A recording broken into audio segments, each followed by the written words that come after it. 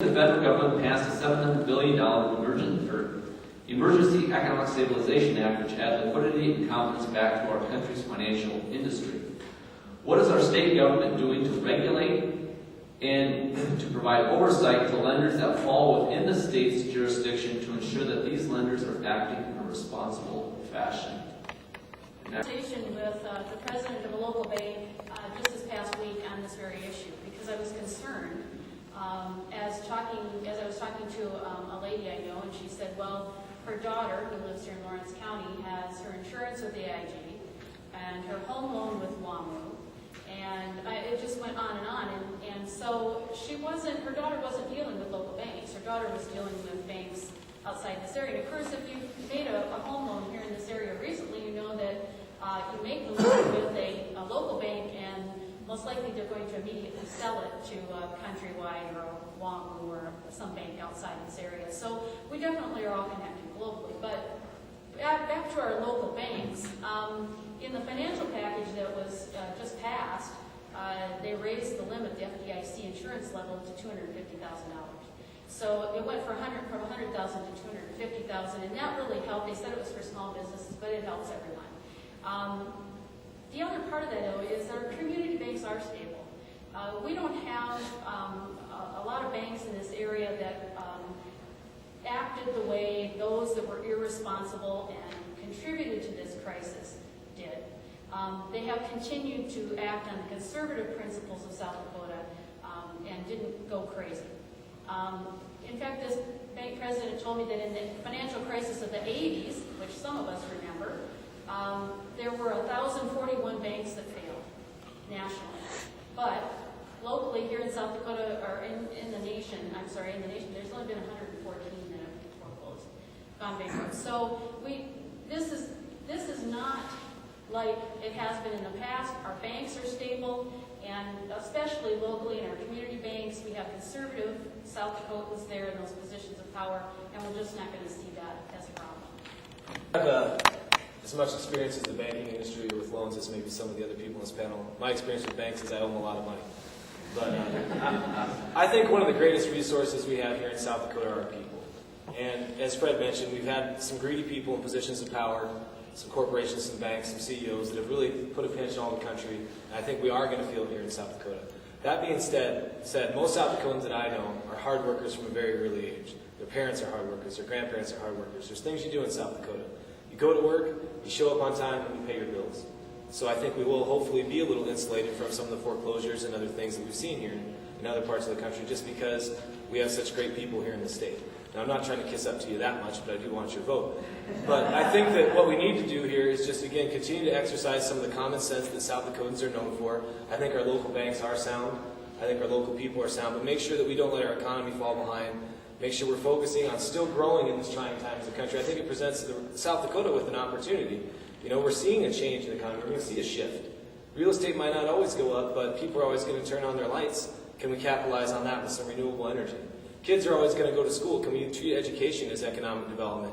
Adequately fund our schools, prepare our kids for the future so they can start new businesses here in South Dakota, so they can work in the high-tech jobs we want to bring in, so they're prepared for college.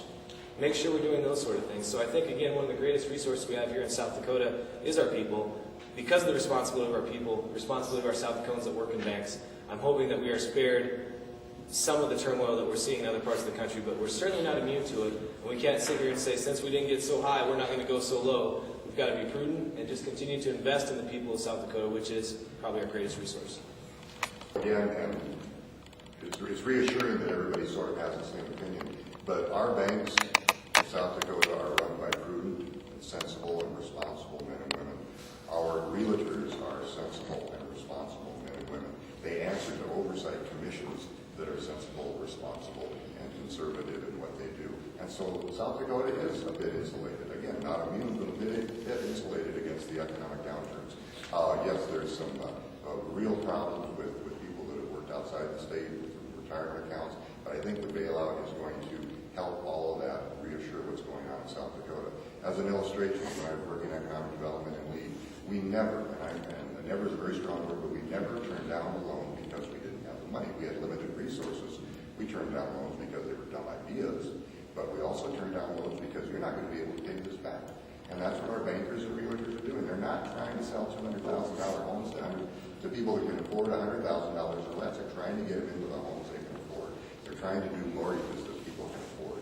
And by that, it's very reassuring with the conservatism of the oversight of the bankers and the realtors that I'm gratified to live in South Dakota, and I think we'll continue to enjoy that isolation and that a little bit of immunity from things that are going on outside of our borders.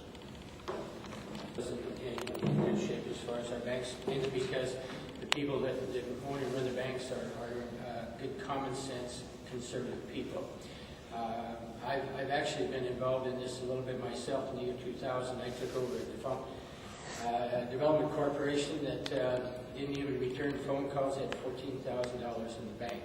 Using the same banking principles and having a really good board, we have taken that organization from $14,000 today. They didn't have a single loan.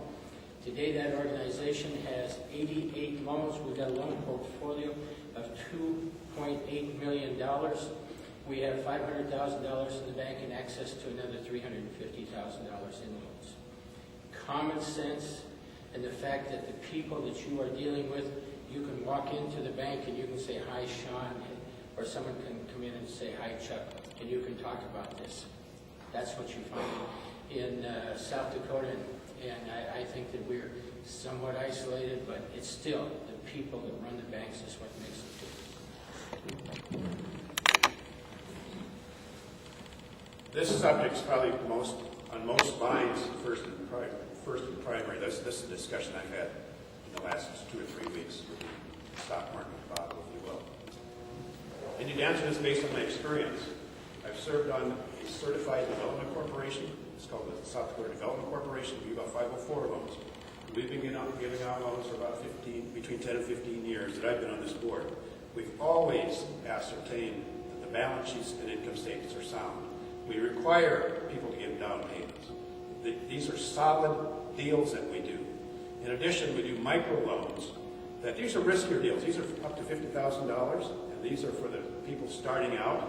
And sometimes these things are a little bit shaky in that there's not much there for collateral, but oftentimes mom or dad will co-sign, if you will.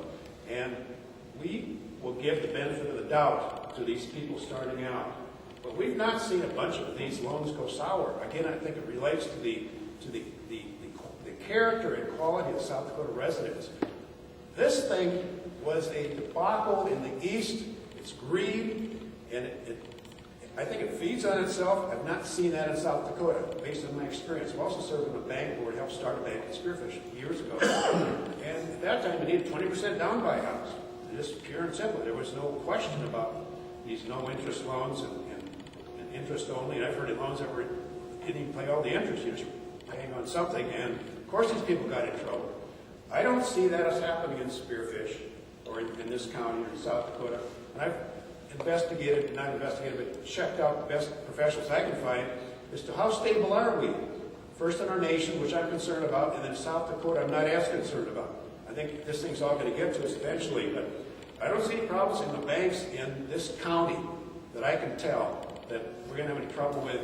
You know, you're leaving your money overnight, so I think it's going to be there the next day. So we're a little bit insulated in South Dakota, and I think that based on my experience, we have now sound loans, and I'm very proud to give out those loans, and it gives people opportunities.